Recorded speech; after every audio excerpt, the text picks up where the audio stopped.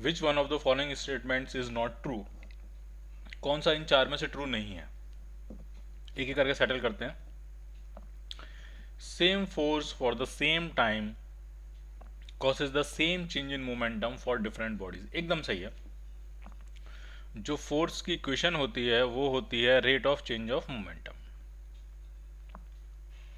ठीक, तो delta T से अगर इधर मल्टीप्लाई कर देंगे एफ इंटू डेल्टा टी तो वो चेंज इन मोमेंटम के बराबर आ जाएगा। तो सेम फोर्स अप्लाई हुआ है सेम टाइम तक, तो जो रेटेड जो चेंज इन मोमेंटम होगा वो भी क्या होगा, वो भी सेम होगा, चाहे बॉडीज अलग अलग हों। जिसका मास ज़्यादा होगा उसमें वेलोसिटी में चेंज होने वाला कम होगा, जिसका मास कम होगा उसमें वेलोसिटी में होने वाला चेंज ज़्यादा होगा। लेकिन मोमेंटम, टोटल मोमेंटम में होने वाला चेंज हर तरह के ऑब्जेक्ट के लिए सेम होगा, क्योंकि same force is acting for the same time. तो पहला स्टेटमेंट ट्रू है, हमें फॉल्स पूछा गया है। ठीक, the rate of change of momentum of body, the rate of change of momentum of a body is directly proportional to the applied force and takes place in the direction in which force acts। बिल्कुल सही है, जिस direction में force लग रहा होगा उसी direction में उसका rate of change of momentum होगा। और कहते जरूर ये प्रोपोर्शनल है, बट उसका प्रोपोर्शनलिटी कांस्टेंट 1 होता है। तो उसका प्रोपोर्शनलिटी कांस्टेंट क्या होता है, 1। तो ये भी आपका ट्रू है। C part, the greater opposing force needed to stop a heavy body than a light body in the same time if they are moving with the same speed। ठीक, अगर दोनों सेम स्पीड से move कर रहे हैं और रोक देना है तो चेंज इन वेलोसिटी तो सेम हुआ, डेल्टा वी तो सेम ही हुआ दोनों केसेस में। ठीक, लेकिन जिसका मास ज़्यादा होगा उसका मोमेंटम ज़्यादा होगा, उसके मोमेंटम में होने वाला चेंज ज़्यादा होगा। और मोमेंटम में अगर होने वाला चेंज ज़्यादा है और सेम टाइम में आप रोकना चाह रहे हो तो उसके लिए फोर्स आपको ज़्यादा लगाना पड़ेगा। ठीक, डेल्टा पी को अगर हम एम इंटू डेल्टा वी लिखें तो यहाँ से एकदम बात साफ है, चेंज इन वेलोसिटी सेम है, टाइम भी आप सेम लगा रहे हो, तो जिसका मास ज़्यादा होगा उसको रोकने के लिए ज़्यादा फोर्स चाहिए। ठीक है, तो greater opposing force is needed to stop a heavy body than a light body in the same time if they are moving with the same speed. अगर यहाँ पे लिखा होता if they are moving with the same momentum तो ऐसा नहीं होता। अगर मोमेंटम दोनों का सेम होता और सेम टाइम के लिए लग रहा है तो फोर्स भी सेम लगाना पड़ता आपको। बट यहाँ स्पीड सेम कही है, चेंज इन स्पीड सेम कही है, सेम स्पीड सेम है, तो मास अगर अलग अलग है तो फोर्स भी आपको अलग अलग लगाना पड़ेगा। तो ये भी आपका ट्रू है। D part, greater the change in momentum in a given time lesser is the force that need to apply. गलत है ये, अगर मोमेंट गिवन टाइम में मोमेंटम चेंज ज़्यादा है तो फोर्स भी क्या होगा, ज़्यादा। तो ये हो गया आपका फॉल्स, और ये फॉल्स ही पूछ रहे हैं तो आंसर क्या बनेगा आपका, D part.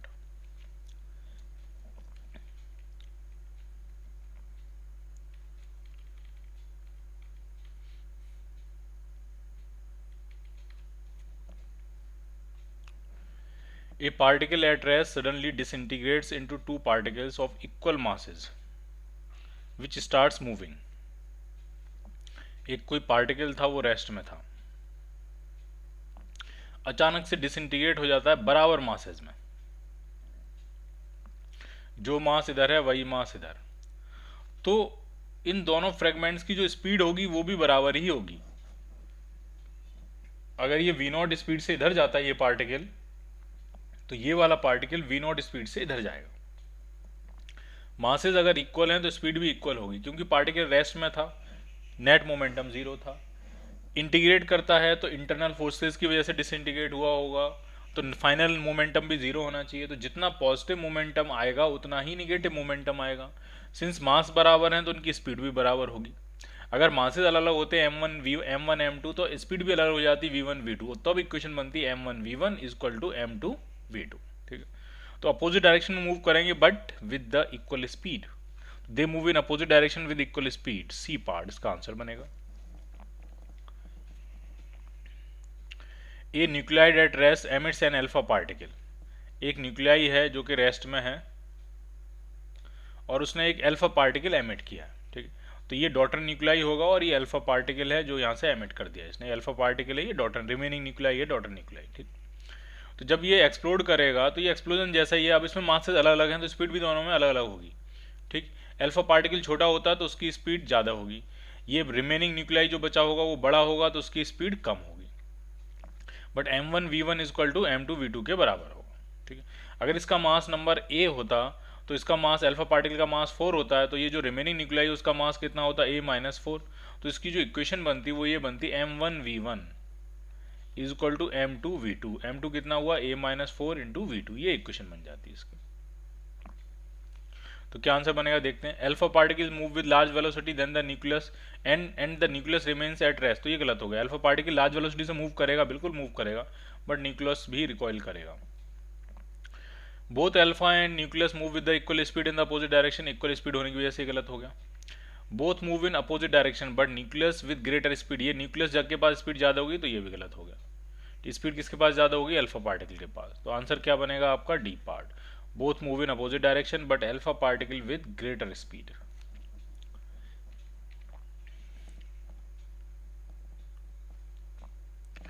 A vessel at rest explodes breaking it into 3 pieces. कोई वेसल है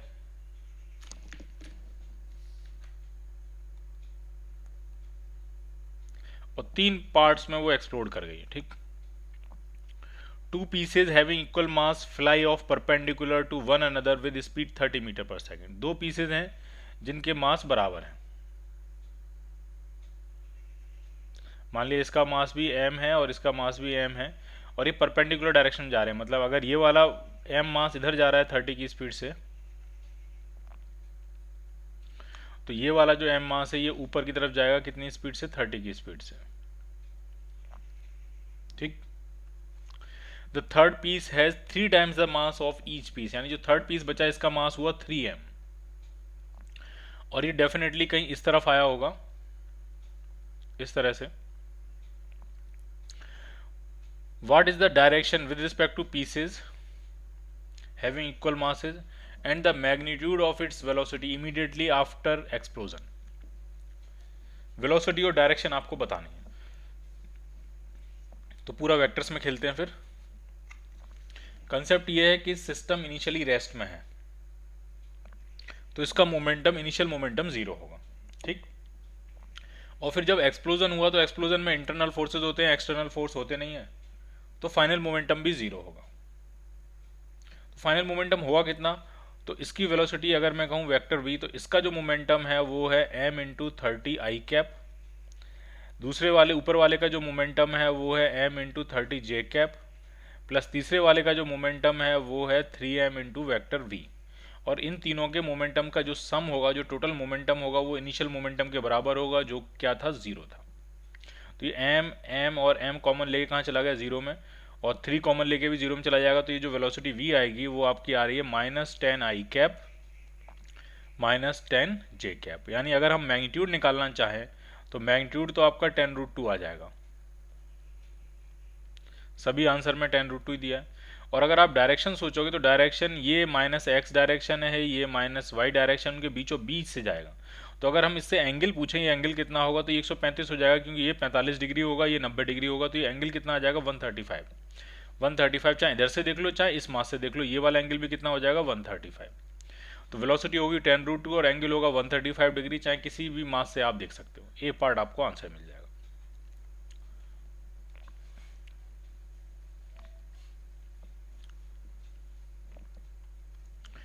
A radioactive nucleus initially at rest decays by emitting an electron and neutron at right angle to one another, ठीक।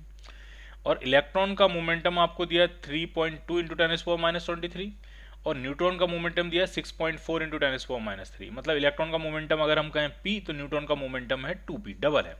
तो ये इस तरह की situation है कि एक न्यूक्लियस है, रखे रखे अचानक से वो एक्सप्लोड होता है, तो एक तो इलेक्ट्रॉन निकल रहा है, तो इलेक्ट्रॉन मान लिया इधर चला गया, ये इलेक्ट्रॉन निकला, ये इधर चला गया, इसका मोमेंटम होगा p।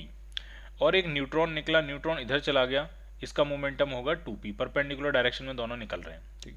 तो डेफिनेटली ये जो न्यूक्लियस होगा ये कहीं इधर रिकॉइल कर जाएगा, और न्यूक्लियस का इस डायरेक्शन में जो मोमेंटम होगा वो डेफिनेटली p के ही बराबर होगा, और इस डायरेक्शन में जो मोमेंटम होगा वो 2p के बराबर होगा। तभी नेट मोमेंटम पूरे सिस्टम का 0 हो जाएगा।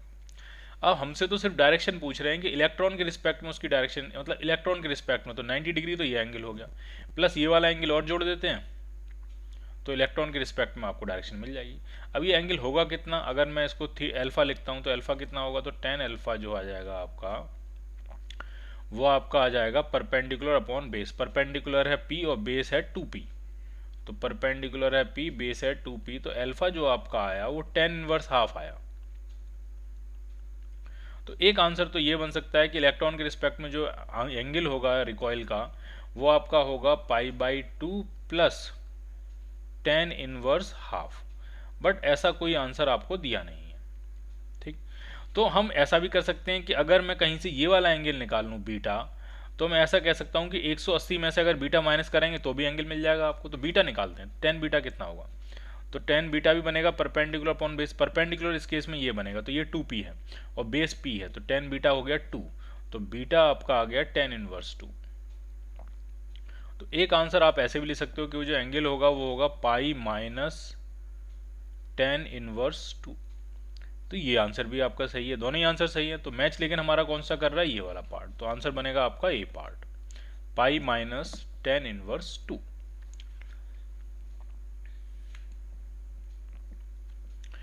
A shell is fired from a cannon with velocity v at an angle theta with the horizontal direction. At the highest point in its path, it explodes into two pieces of equal mass. One of the pieces retraces its path to the cannon, and the speed in metre per second of the other piece immediately after the explosion. ठीक है, तो इसको ढंग से समझना आपको क्या situation है इसमें। प्रोजेक्टाइल और एक्सप्लोजन को मिक्स किया गया है।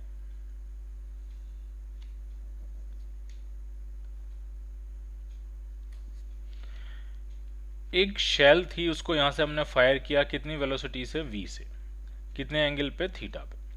तो जब वो अपने टॉप मोस्ट पॉइंट पे पहुंचेगी तो उसके पास वेलोसिटी होगी v cos थीटा। ठीक, अब यहाँ पे क्या हो जाता है कि वो दो बराबर मासेज में, दो इक्वल मासेज में, दो बराबर पार्ट में एक्सप्लोड हो जाती है, और एक पार्ट अपने ओरिजिनल पाथ को रिट्रेस करता हुआ वापस ओरिजिन पे आ जाता है। तो इसका मतलब क्या ये होगा कि उसके पास वेलोसिटी एक्सप्लोजन के बाद v cos थीटा आई होगी इस तरफ, तो जो रिमेनिंग पार्ट है उसके पास वेलोसिटी कितनी होगी, v डैश, ये हमें फाइंड करना। तो ये चलेगा आपका conservation of momentum just before explosion and just after explosion. तो जस्ट बिफोर एक्सप्लोजन अगर मैं मास इसका 2m मान लेता हूं, तो जस्ट बिफोर एक्सप्लोजन इसका मोमेंटम होगा 2m into v cos theta. ये वाली डायरेक्शन हमने क्या मानी है, पॉजिटिव। ठीक, जस्ट आफ्टर एक्सप्लोजन कितना होगा, तो जो हिस्सा रिट्रेस करके ओरिजिन पे पहुंच गया उसके पास वेलोसिटी वी कॉस थीटा होगी बट अपोजिट डायरेक्शन में, तो उसका मोमेंटम होगा minus m into v cos theta. Plus अब जो दूसरा हिस्सा है उसकी वेलोसिटी आपको निकालनी है, तो उसकी वेलोसिटी हमने क्या मानी, v डैश। तो ये m से m क्या हो जाएगा, कैंसिल आउट, तो जो v डैश आपका आएगा वो आपका आ जाएगा 3v cos theta. So the answer will be A part. ठीक, इसमें एक चीज और समझ लेनी है, आपके दिमाग में ये डाउट हो सकता है कि ये कैसे पता लगा कि जब ये रिकॉइल मतलब एक्सप्लोड करेगा और इस हिस्से जो हिस्सा वापस लौट के ओरिजिन पे आ रहा है उसके पास वेलोसिटी v cos थीटा होगी। तो वो ऐसे पता लगा क्योंकि इस वर्टिकल लाइन के अबाउट मोशन सिमेट्रिक होता है। अगर यहाँ वेलोसिटी v cos थीटा और कुछ नहीं होता तो ये इस पॉइंट पे जाके गिरता, तो अगर किसी को वेलोसिटी v cos थीटा इधर दे दोगे तो ये इस पॉइंट पे जाके गिर जाएगा, क्योंकि दोनों तरफ इस डॉटेड लाइन के दोनों तरफ मोशन कैसा होता है, सिमेट्रिक होता है। तो इसलिए हमें ये पता लगा कि अगर ये रिट्रेस अपने ओरिजिनल पाथ को रिट्रेस करता हुआ वापस ओरिजिन पे पहुंच रहा है तो एक्सप्लोजन के बाद इसके पास जो वेलोसिटी होगी वो v cos थीटा ही होगी।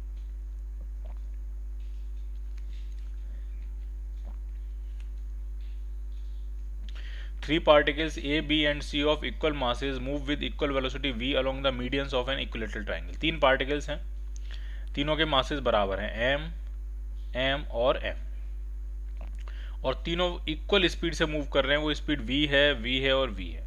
तो अगर आप इस पूरे सिस्टम को देखोगे तो पूरे सिस्टम का अगर आपसे पूछा जाए इनिशियल मोमेंटम कितना होगा तो वो डेफिनेटली जीरो आएगा, क्योंकि तीन mv के वेक्टर्स हैं और तीनों 120 के एंगल पे हैं, तो नेट रिजल्टेंट उनका क्या हो जाएगा, जीरो। तो इनिशियल मोमेंटम इस पूरे सिस्टम का जीरो होगा। अब कोलिजन के बाद क्या हुआ, तो वो ये कह रहे हैं कि they collide at the centroid, centroid पे डेफिनेटली कोलाइड करेंगे ये। After collision A comes to rest, तो एक ही तो कहानी खत्म, ये तो आ जाता है रेस्ट में, एक का मोमेंटम खत्म हो गया। ठीक है, B retraces its path with velocity v, B जो है वो अपने पाथ को वापस लौट के आ जाता है v वेलोसिटी से, वापस इधर लौट के आ जाता है। तो सी के पास क्या होगा, ठीक है, ढंग से देखना है, इसको अलग से बना लेते हैं हम। तो ए तो आपका आ गया रेस्ट में, ठीक है, तो ए तो यहाँ आ गया रेस्ट में, ए का मोमेंटम खत्म, और बी जो है वो उसी पाथ पे वापस आ जाता है। यानी m मास की बॉल v की स्पीड से उसी पाथ को वापस आ जाती है। तो c के साथ क्या होना चाहिए, ठीक है। तो इंपॉर्टेंट कंसेप्ट ये है कि सिस्टम का अगर इनिशियल मोमेंटम जीरो था और कोलिजन हुआ तो कोलिजन के बाद फाइनल मोमेंटम भी जीरो होगा। अब फाइनल मोमेंटम जीरो कैसे होगा, तो जो ए पार्टिकल है वो तो रेस्ट में आ गया तो उसका तो जीरो है ही, और बी पार्टिकल इस तरफ जा रहा है तो सी को डेफिनेटली इस डायरेक्शन में जाना पड़ेगा उसी के बराबर स्पीड से, तभी नेट मोमेंटम जीरो हो पाएगा। तो सी जो मूव करेगा वो टकराने के बाद इस डायरेक्शन में मूव करेगा, लेकिन स्पीड उसकी v के बराबर होगी, ताकि b और c का मोमेंटम आपस में एक दूसरे के इक्वल एंड अपोजिट हो जाएगा, तो वो कैंसिल आउट हो जाएगा, नेट में जीरो हो जाएगा।